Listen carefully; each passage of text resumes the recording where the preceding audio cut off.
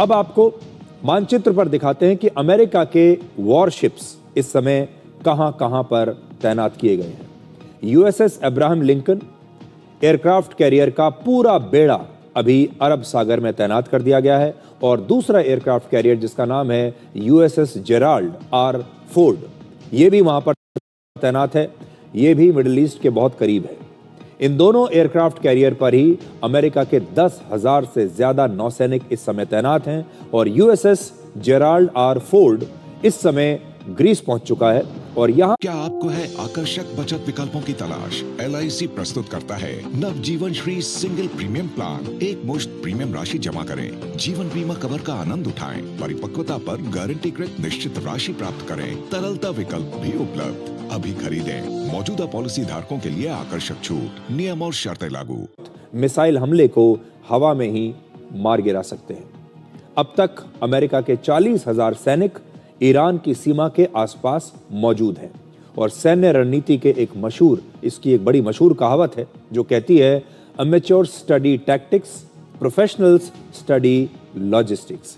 यानी जिन्हें युद्ध का अनुभव नहीं होता वो सिर्फ रणनीति पढ़ते हैं, जबकि जो युद्ध के अनुभवी लोग होते हैं, जो योद्धा होते हैं, वो अपने हथियार, गोला बारूद और संसाधनों से इसकी तैयारी करते हैं और अमेरिका इस समय वही कर रहा है और उसने अपनी सप्लाई लाइन को बहुत मजबूत कर लिया है। पिछले एक महीने में अमेरिका के ट्रांसपोर्ट एयरक्राफ्ट की 160 से ज्यादा फ्लाइट्स हो चुकी हैं।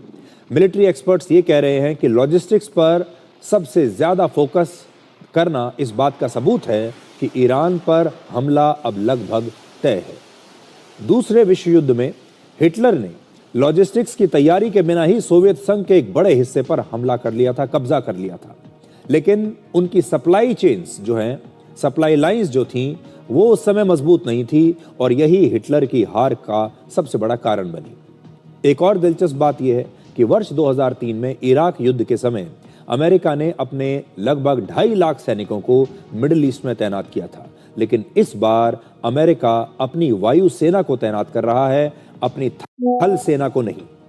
इससे यह पता चलता है कि पिछले 23 वर्षों में युद्ध का तरीका बदल चुका है और अमेरिका इस बार एक अलग रणनीति पर काम कर रहा है।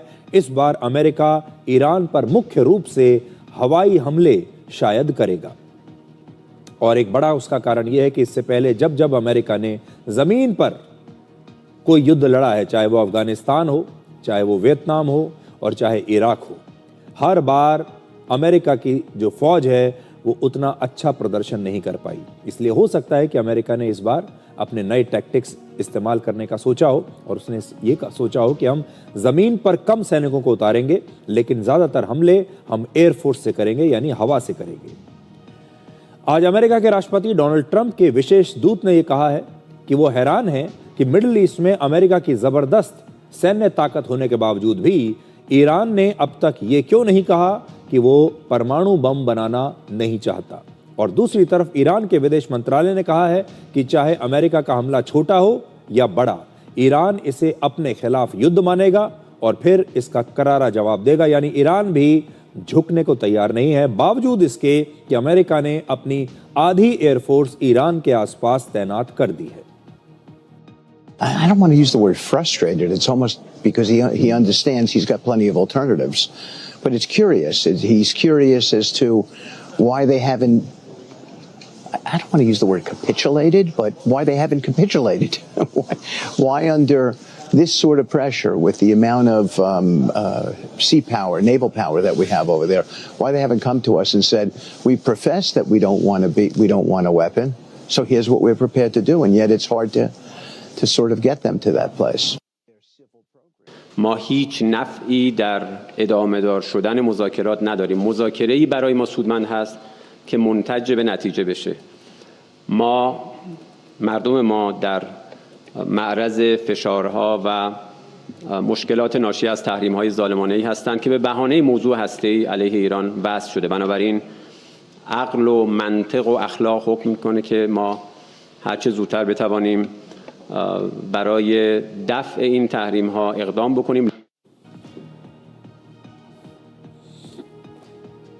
अमेरिका के शुरुआती हमले, ईरान के राजनीतिक और सैन्य नेतृत्व, ईरान की सेना के मुख्यालय, न्यूक्लियर साइट्स और बैलिस्टिक मिसाइल साइट्स पर हो सकते हैं। इसीलिए अब ईरान के supreme leader Ayatollah Ali Khamenei ने अपने 3 उत्तराधिकारी तय कर दिए हैं। एक नहीं 3। पहले हैं अली लारिजानी, जो खामेनी के सबसे भरोसेमंद साथी रहे हैं। दूसरे उत्तराधिकारी उनके हैं मोहम्मद बाघेर, जो इस समय ईरान की संसद के अध्यक्ष हैं। और तीसरे हैं ईरान के पूर्व राष्ट्रपति हसन रूहानी। खामेनी ने यह भी कहा है कि सेना के बड़े कमांडर और बड़े अधिकारी भी अपने अपने पद के लिए 4 संभावित उत्तराधिकारियों के नाम अभी से तय कर लें। यह तैयारी इसलिए की जा रही है ताकि युद्ध होने या फिर इनमें से किसी के मारे जाने के बाद भी ईरान की सत्ता और वहां की सेना का जो सिस्टम है वो पहले जैसा ही काम करता रहे। देखिए, ये अपने आप में एक बहुत बड़ा संकेत है कि वहां के सुप्रीम लीडर अब अपने उत्तराधिकारी तय कर रहे हैं कि मेरे बाद कौन आएगा, और अगर वो भी नहीं रहे तो उनके बाद कौन आएगा। इसलिए 3 उत्तराधिकारी खामेनी ने अपने तय कर दिए हैं।